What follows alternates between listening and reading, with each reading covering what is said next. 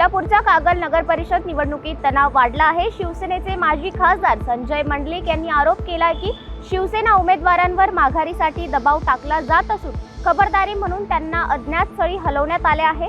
मंडलिकांनी नाव न घेता हसन मुश्रीफ आणि समरजीत घाटके यांच्यावर गंभीर आरोप करत सांगितले की ही युती कागलच्या विकासासाठी नसून एका नेत्याचे जमीन प्रकरण मिटवावे, दुसऱ्या नेत्याची ईडी प्रकरणातून सुटका व्हावी यासाठी करण्यात आली आहे।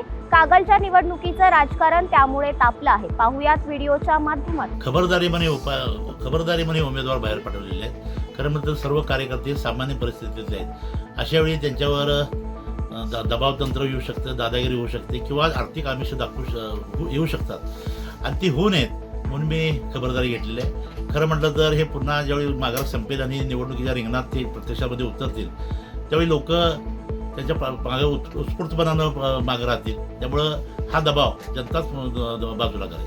मुस्लिम तरुणी आम्ही 22 वर्षाची उभा केली होती। तुमच्याच परवाच्या चॅनलला तिनं मुलाखती दिली होती आणि मी तिला सांगितलं की आता आपल्याला एक दिवस बाहेर जायचं आहे, त्यासाठी कपडे आणायला ती आपल्या बॅग घ्यायला भरायला ती आपल्या घरी गेली आणि घरी गेली असताना तिथं काहीतरी तिला आर्थिक आमिष दाखवलं किंवा काय केलं असेल मला माहिती नाही, पण तिथून तिला बाजूला करण्यात आलं आणि तिनं माघार घेतली।